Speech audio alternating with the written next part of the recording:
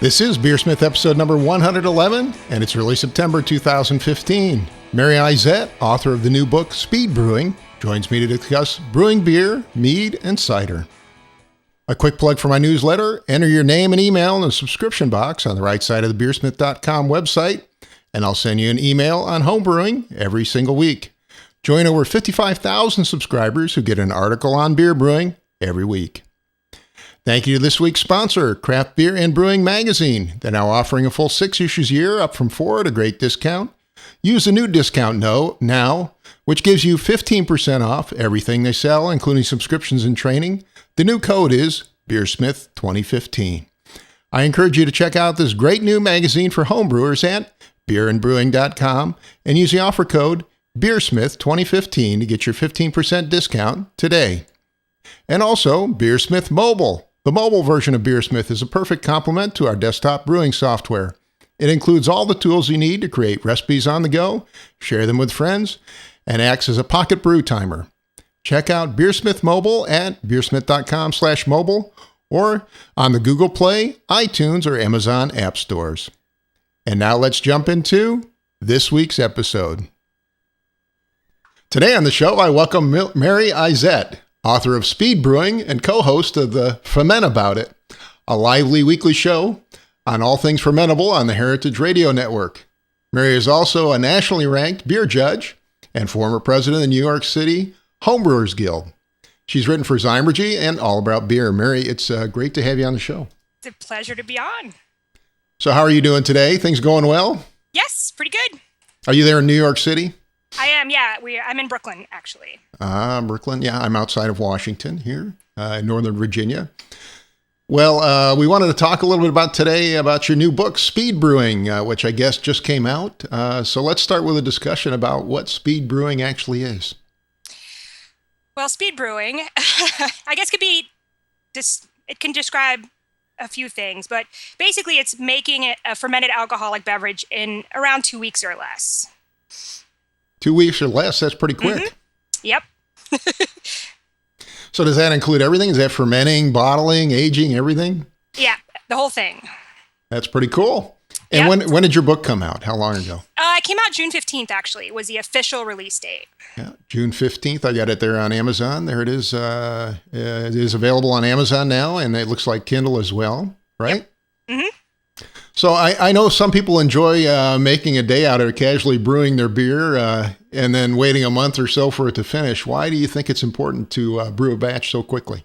Well, I think for a couple of reasons. First of all, I think that we don't always, I started in home brewing. So I started home brewing beer in 2006, and beer is still my first love. But a lot of times, if you get a new job or you have a new baby or you're in the midst of a move or some other life change, you don't always have time to brew a full batch of beer. A lot of us are very busy. So I think it's great to have these as an option. Or also, actually, I just had a friend who did a German Maibach. He did a triple decoction, and he managed to make 3 or 4 speed brews while he was brewing his regular 5-gallon batch of Maibach. So I think triple decoction, that's an all-day thing. I know that for a fact. So I think it's just great, when you don't have time, or a lot of these beverages they're delicious, but they're different. They're not available commercially. You can only find them you can only get them by making them. And so I think it's really nice to have, to have a mix, to have, more beverages in your repertoire that are easy go-to beverages. Well, your book covers a lot of ground, too. It includes beer, cider, and mead. Yep. What would you say the targeted audience is really for this book? Well, I would say homebrewers who, the wide range of homebrewers, from beginning homebrewers to advanced homebrewers who, again, maybe all your carboys are filled up. Maybe you did a 12-gallon, batch of beer yesterday, but you want to make something, today, really quick after work. It's also for people maybe that aren't homebrewers but are interested in fermentation and delicious beverages. Well, let's start with chapter 1, which basically goes into some basic brewing concepts. You cover equipment and ingredients. What are some of the topics there? So I think the first section is it's brew. So I'm doing brew in a bag. So basically, the 4 main ingredients of beer: malt, water, hops, and yeast. and explain how the brewing process works and then where brew in a bag fits in. Mm-hmm. Well, in chapter 2, you do dive into brew in a bag. How does brew in a bag really save time when you're brewing? Well, I think a couple of ways. A, it's generally no sparge. It's always no sparge. You're doing everything in the same vessel. Also in the book, I'm doing smaller batches, but given that, everything is 1 gallon except the beers, which are 2 gallons each. Any of these recipes are very easily scalable. I've done all of my 2-gallon beer batches in 5 gallons or more before. So they're all very scalable, but you do actually save time when you do a smaller batch. And again, there's no sparging. The cleanup is absolutely a breeze because you're doing everything in one vessel. So it's just it's really a pretty speedy process. I can do 2 gallons of beer from grain. So I have a mill. So from starting the mill to pitching the yeast, I can do a batch in about 3.5 hours. 3 hours, 20 minutes, 3.5 hours. That's pretty good. Yeah, 3 hours is pretty quick for an all grain beer, right? Yep. Now, do you cover extract at all in the book? I don't know. No, I think all grain really, first of all grain is ultimately less expensive and it gives you full control. Now, don't get me wrong, there's some absolutely amazing, liquid malt and dry malt extracts, but I think that people can do all grain, in a very short amount of time. It's very easy. Anyone could use this brew in a bag system from pretty much the beginning. Yeah, it was interesting. I sit in on the industry forum at the American Homebrewers Association, and I think this year is the first year where we actually had more than half the brewers are all grain brewers now. And that was traditionally not the case. Right. So that was pretty cool. So most people are all grain brewers now. Yeah. And it's easy. I think I have a science background, but I think all grain with the amount of resources that we have and the huge amounts of different varieties of malt that are available to home brewers, it's very easy to do all grain brewing and get a really delicious beer. Well, what are some tips beyond just using a brew in a bag method? What are some of the tips you use to speed up fermentation and aging and get your beer out quickly? Well, I think A is starting, all of these are session beers, so pretty much under 5%. You don't really want to push, you'll run into issues trying to push a higher gravity beer in a quick amount of time. I think that if you stick with under 5%, and some of these are even less. I'm really a huge fan of very sessionable beers, 3%, 3.5%, 4% beers, and those will ferment out pretty quickly. And bottling might take a little bit of extra time, obviously if you're kegging, but there's a lot of options for brewers now as far as packaging goes that we didn't used to have. Mm-hmm. What are some of those? Can you give some examples? I think kegs, we have a lot more kegs available to us. Like, I'm a huge fan. So like I said, I do a lot of small batches. Mm-hmm. And even if I do a bigger batch, pretty much, I've been doing a lot of homebrew club talks, and I like to serve beer at events. We are lucky in New York City that we have a lot of public events that are open to the public that homebrewers can pour at. So I'm a huge fan of the 1.75 gallon kegs. I have a couple of the 2.5 gallon kegs, and then of course 5 gallon kegs. But really, these smaller kegs allow you to, the kegging process is super easy. Yeah. And it's really easy to force carbonate a 1.75 gallon keg and Saves to serve a lot it. of time, I too. throw them in my backpack and, get on the subway and can serve it pretty much anywhere very easily. And again, portable CO2 systems are great as well. But we have a lot more options even beyond that. Like, I was noticing on one of the online supply that they have, kind of these like mini plastic kegs that have the forced carbonation caps that just screw on and that, you work with a ball lock gas hookup. And so it's really easy to package beer in ways that we weren't able to until recently. Mm-hmm. Any fermentation tricks? I know it often takes me more than 2 weeks to ferment my beer out. What are you doing to get it out so quickly? I think what's important, I think, again, these lower alcohol beverages they ferment pretty fast. I'm also a huge fan of dry yeast. I think, you can, particularly depending how you treat it, I think it's also really important if you maintain temperature control your first maybe 3 to 4 days, and then you can bump it up a little bit to speed it up at the end. I definitely think the other beverages in the book, you have a lot more flexibility on than beer, but definitely most of these beers that are, 3.5 to 4.5, 5% can easily be fermented out in, a week, a little bit less, or a little bit more, and packaged and ready to drink pretty quickly. Very cool. Now you have a lot of recipes in your book. Can you give us an example of some of the recipes, some of the beer recipes you put in there? Yeah, so one of my favorite is a Bia Hoi. So it's basically a Pilsner style beer that's popular in Vietnam, and it's Pilsner and rice. And I use rice solids. Those are very reliable. They're easy to get from homebrew suppliers, and they ferment out super quick. So this beer actually has a turnover. You can go again from grain to keg in it's really designed to be about 4 or 5 days. You're using a dry lager yeast at ale temperatures, which sounds insane, but it totally works.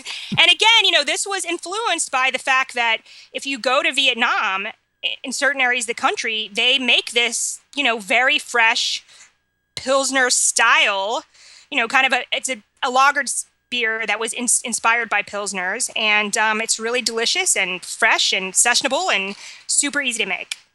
Yeah, I'm not familiar with that style. That sounds great. And again, that is also something, though, that can be lagered. I had like a 2.5 gallon keg. It kind of got buried in the bottom of one of our thermo-controlled chest freezers. And we dug it out about 3 months later, and it was just as good as when it was fresh. So that's kind of the fun thing, is that you can also allow that to lager, and it'll be a delicious beer. Now, you mentioned using dry yeast. You think dry yeast gives you an advantage in trying to brew beers fairly quickly? No, I'd say not. It's just that it's inexpensive and it's really nice quality now, and you have a lot of control. So if you're doing small batches, you don't have to.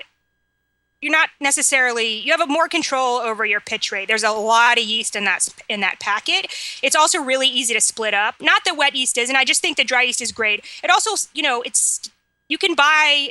I buy dry yeast in bulk, and then it really has a long shelf life in your fridge. Oh, so yeah. I just think all of these things are, make it easy. Even if you really, obviously there's a lot of more varieties of yeast available in wet yeast than dry yeast, but I think it's just great to have dry yeast always on hand because it is very easy to use.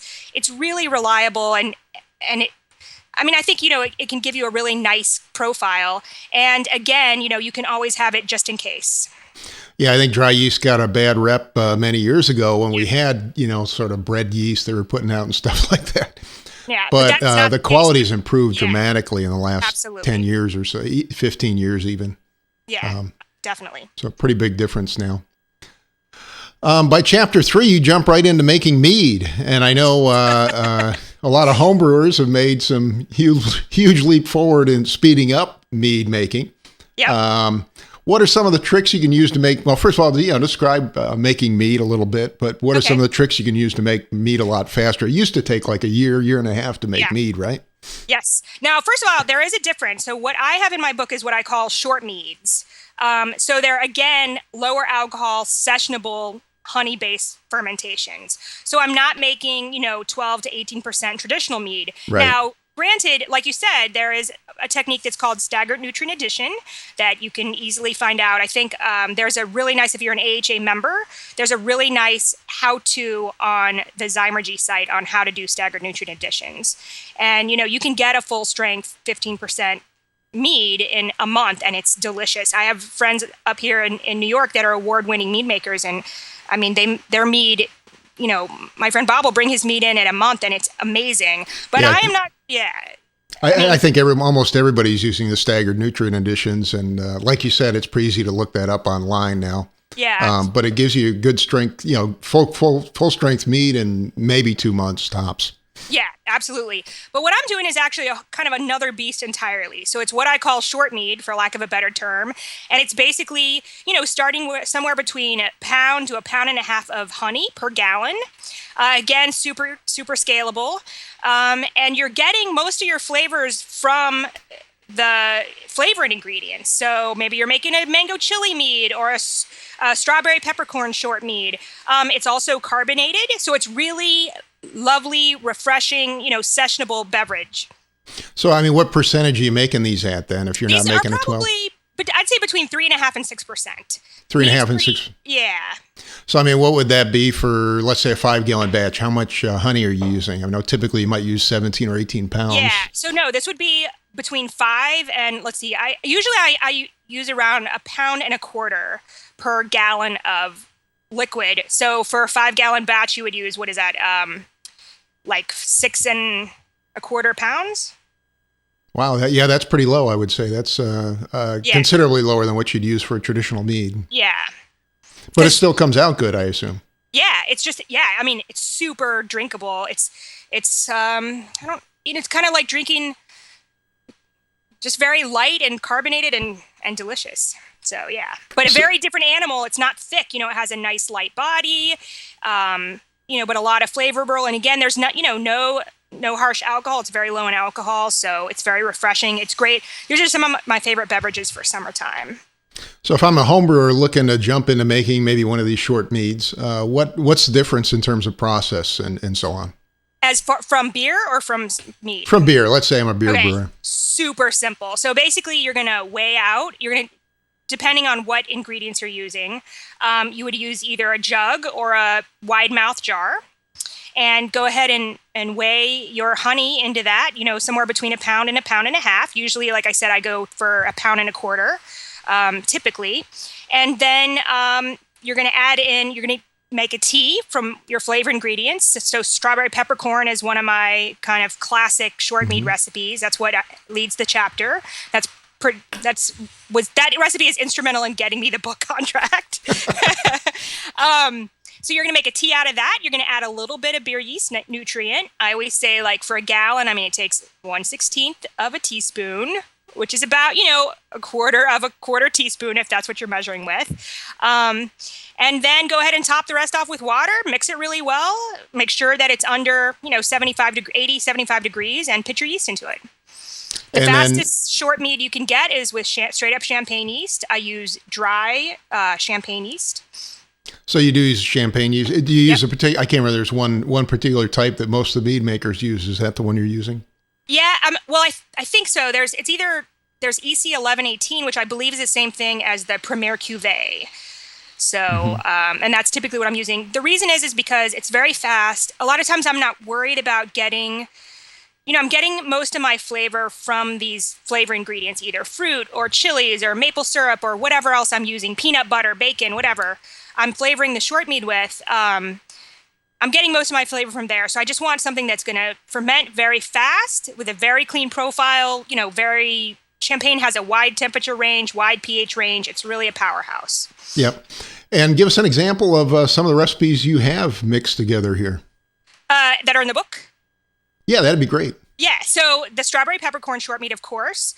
You can make what's called an Acer Glen. That's like a maple syrup short mead. I also have variations. Mango chili is one that's really delicious. The cool thing about short meads is that you can use a lot of the pre-mixed teas that are out there. So, you can go to the store. There's an amazing variety of herbal-based teas. I also like to make short meads with white or green tea. Green tea is really nice because it adds a little bit of tannins, and the tannins can help balance the sweetness.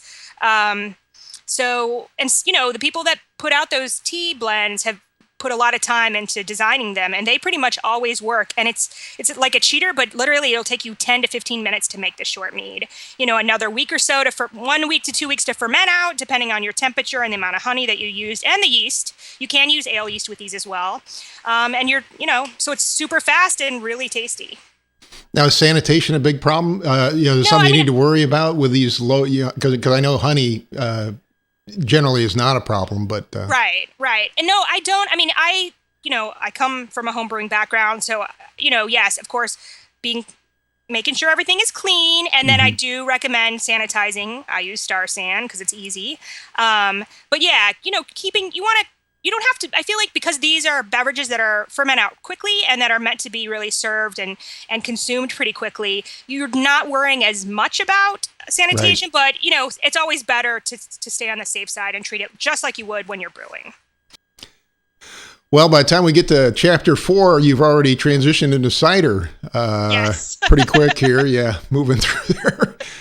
Pretty quick book. Can you walk us through the cider making process and how it might differ from making beer or mead? Yes. So cider is definitely the easiest beverage in the book. So basically, you're taking apple juice.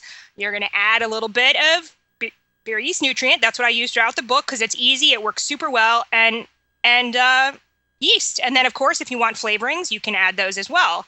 But that's all there is to it. So are you using regular apple juice or something special? Yes, I am. I mean, I designed this book so that anybody could ferment. So basically with whatever you have on hand. Now, I live in an amazing apple state and am able to get really incredible, heirloom apple juice every fall. But the rest of the time, you can make really tasty cider from just plain store-bought apple juice. You want to make sure that it is 100% apple juice. But again, we're using the apple juice mostly as a sugar source. You're going to get some apple flavor in the background, but we're really emphasizing is the other flavors. So I have a tart blackberry cider, or one of my favorite ciders to make is a dry hop cider. Now I'm going to tell you, if you're using a very expensive, hard to find heirloom apple juice blend with an Amarillo or a Nelson Sauvin hop, you probably, you might be wasting your money there. So, we're really emphasizing these other flavors. So you're hopping the cider as well, huh? Yeah. Dry hop cider is that's one of my favorite beverages in the book. I've made it for pretty much every homebrew club talk that I've done. But you don't boil the apple. I assume you don't boil the apple juice. You just mix the apple juice in with whatever flavor tea you got, right? Yep. Or in the case of dried hops, you're just fermenting it. Then when it's ready to cold crash, so it's nearing the gravity that you want to drink it at, go ahead, add your hops, cold crash it, and then you're ready to bottle or keg, 18 hours later. Now, are you doing these at low alcohol as well or not? Yep. Yeah. So generally apple juice, it's going to vary a little bit, but generally my ciders turn out, again, it's going to vary from apple juice to apple juice, but we're generally looking at between 4 and 6% alcohol by volume. So what percentage of apple juice do you use? How much alcohol do you actually get from, a gallon of apple juice or something like that? Well, I'm finding the brands that I use most often will start with they start around 1042. And they will ferment all the way out. Now, you're using pure apple juice then, right? Yep. And then just adding the tea of flavor to it, right? Yep, exactly. So you're not adding any water or anything like that? Nope. You can. If you want if you wanted to go for a lower alcohol cider, ultimately, like say that you wanted to do a 3 or 3.5% cider, then you could cut it with water and get a lower ABV end product. So 1042, you're probably ending up with a 5-6% beverage, something like that, right? Yeah. And give us some examples of some of the spices you might use with your cider. Well, I like to use a lot of fruits. So I think frozen, I get 100% frozen fruit puree. You could also make your own. But I have a tart blackberry cider that I think is really nice. It's really nice on the drier end. I'm a huge fan of lavender. Now, lavender is definitely not for everyone. It's kind of a love-hate thing, like cilantro. But lavender cider is one of my favorite things. I love cilantro. Yeah, I do too. But you know how people do not always. I do a not so dark and stormy cider. So it's based on the, dark and stormy, so gingery. But you can really, the sky's the limit with ciders. Mm-hmm. So pretty easy to make and ferments through quickly. Yep, absolutely. And I think, I really prefer dry ciders. Now, again, I'm in New York State. We have a farm cider bill that came into existence a couple years ago, and we have a huge number of cideries here making a lot of really tasty dry ciders. But, it's hard to find dry ciders sometimes when you're out, and they're really easy to make at home. Mm-hmm. Do you do anything special? Do you carbonate yours? Do you not carbonate it? What's your preference? I prefer carbonated because, again, these are low alcohol, so they're just really nice with a little bit of carbonation, and yeah. Okay, and then near the end, you got an entire chapter devoted to, and I don't even know how to say it right, Boozy Buch, I guess, and Kefir beer. Yeah, Boozy Buch and Kefir beer, yeah. And Kefir beer. What are these? I'm not really familiar with them. So basically, you're starting with kombucha or water kefir, and both are fermented beverages they're typically made they're typically low or no alcohol. So if you go out to your local health food store, you can find kombucha almost anywhere now. It's generally must be under 5% alcohol by law. That's really hard to control at home, however. But a lot more people are making kombucha and water kefir. The general principle behind those is that you're starting with either a sweet black tea in the case of kombucha, or just a sweet water in the case of water kefir, and you're using something called a SCOBY. That stands for symbiotic culture of bacteria and yeast. And it's basically a renewable culture that you use over and over again to ferment, either this black sweet tea or sugar water in the case of kefir. And I'm basically taking those products, adding a little bit more sugar, flavorings, and some champagne yeast, and you can end up with a really nice, boozy kombucha. So do you get these ingredients at the health food store, or where do you get them?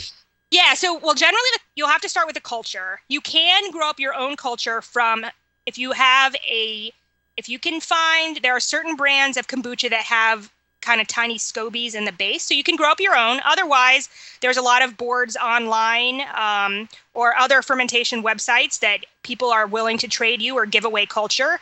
The thing about both of these is that the cultures grow. So you'll start out with a relatively thin, small SCOBY, and you're going to have a lot of SCOBY in 6 months. They grow. So they're easily dividable. It's a very different than using straight up yeast. But again, it's renewable. It costs pennies to make, and it's super easy. And I'm seeing there's just a lot more interest in both beverages. And it's again, kombucha is tart. It's more like tart towards the acetic rather than the lactic. I tend to find that kefir has more lactic in it. So probably more bacteria, right? Yeah. I mean, kombucha, they've found like up to 450 different types of bacteria and yeast in a kombucha SCOBY. So you're going to get a much, kind of a beverage that has a lot of depth. And it's kind of an easy shortcut if you like sour beers, for instance, or, more tart ciders. This is another option that kind of really feeds that, that taste for sour and tartness. But it's a very, very light beverage. And you said very low alcohol, right? Almost non-alcoholic, right? Right. But when you add more sugar and champagne yeast, again, you're taking this low alcohol beverage and turning it into, something probably between 3.5% and 5%. So give us an example of a couple of recipes there. So, one thing that I like to do is, we're going to go back to beer, is that make, I think just a straight up tart cherry kombucha or any kind of cherry kombucha is really easy and really nice.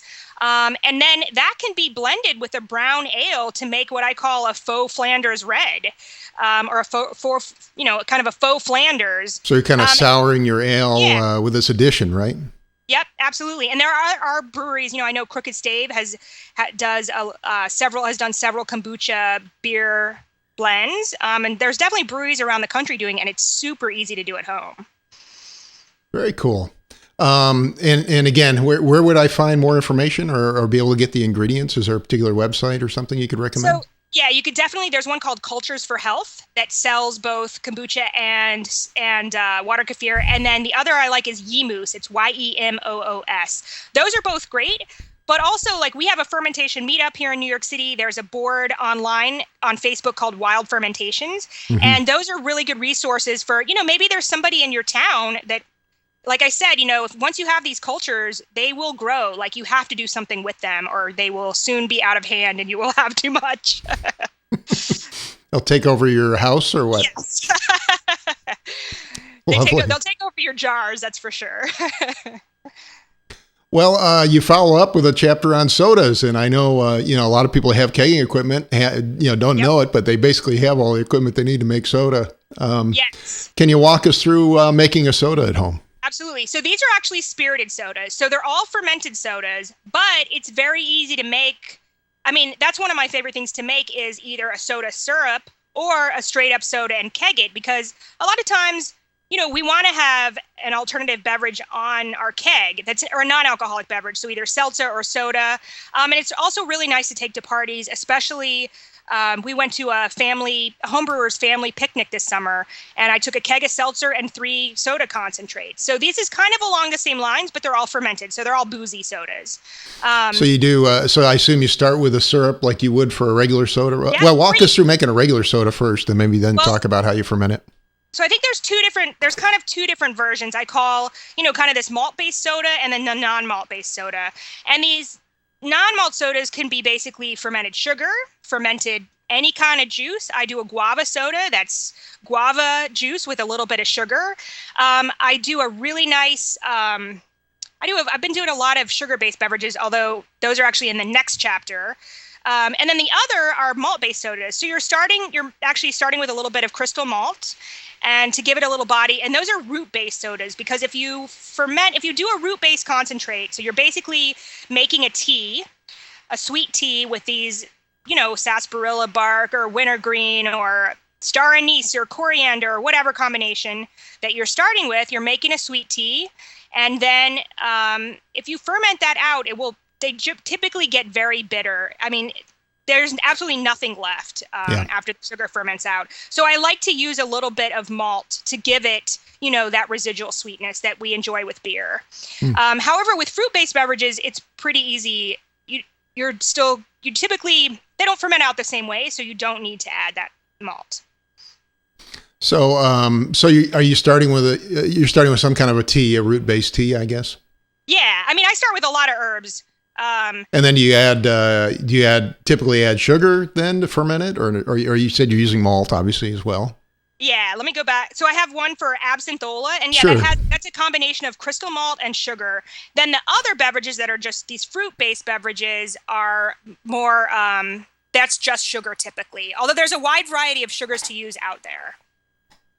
So these sugars ferment out. Are you left with a fairly strong beverage, or you're brewing a fairly weak alcoholic beverage here? Same thing, fairly weak. And typically with most of these beverages, I actually bottle, or most of the time I keg, but it's easy to bottle. I use amber PET bottles that I buy at my local homebrew store. So you're actually bottling towards the end of active fermentation. So there is some residual sweetness. At that time that you bottle, you're going to let it sit out. The great thing about these plastic bottles is that you can feel, they'll get very taut. So you can feel when they're carbonated. Go ahead and throw them in the fridge. And again, these are small batches, so they're meant to be drank in a couple weeks. And you have a really nice fresh beverage. And then you finish up with a chapter on other fermented beverages from around the world. Yeah. Can you walk us through a couple of these? Yeah. So let me tell you kind of the background. So we were in Cambodia last year, and we were visiting an area of the country. It's rural, no running water. I don't think they had electricity. And they were doing palm sugar. So they would collect the palm sap, cook it down, and make palm sugar to sell.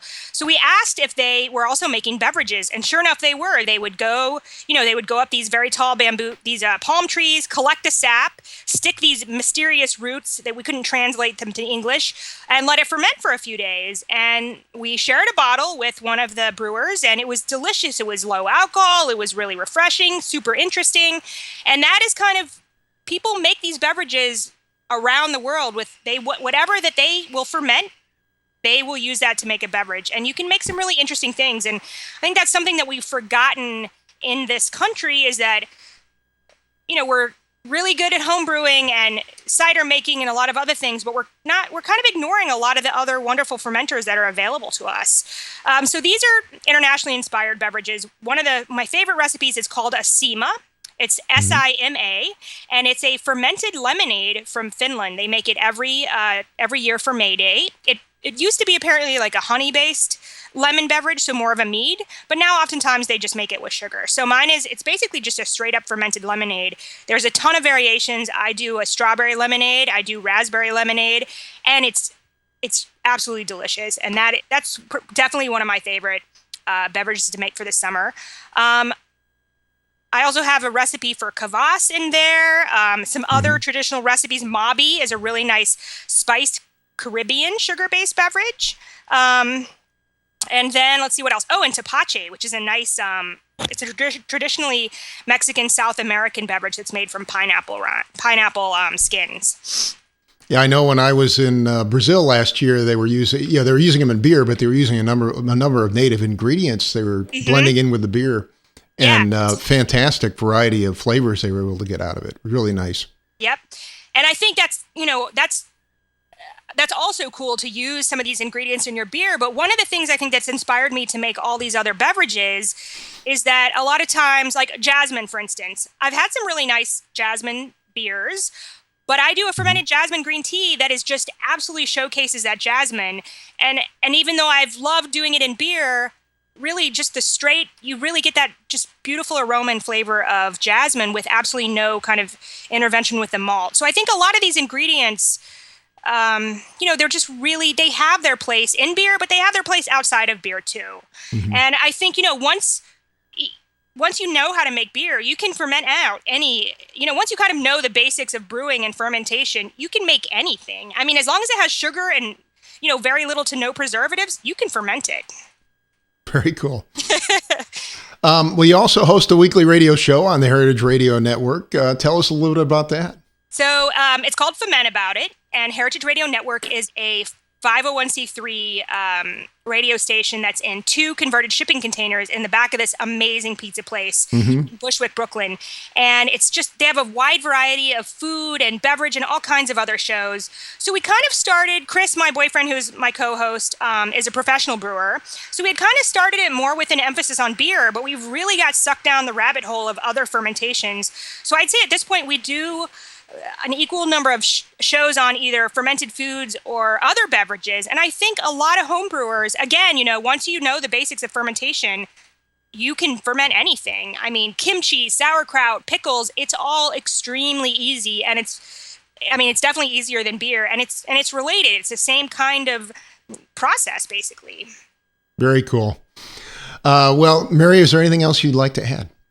I don't think so. I do have a newer project. So Chris, like I said, he's a professional brewer here in Brooklyn, and we started our own Gypsy brewing company in February. Nice. So our 3rd batch is actually being poured around New York City now, and we're going to do our next batch probably in a couple of weeks. We're going out. Actually, we're both going to hop school this week in Yakima, Washington.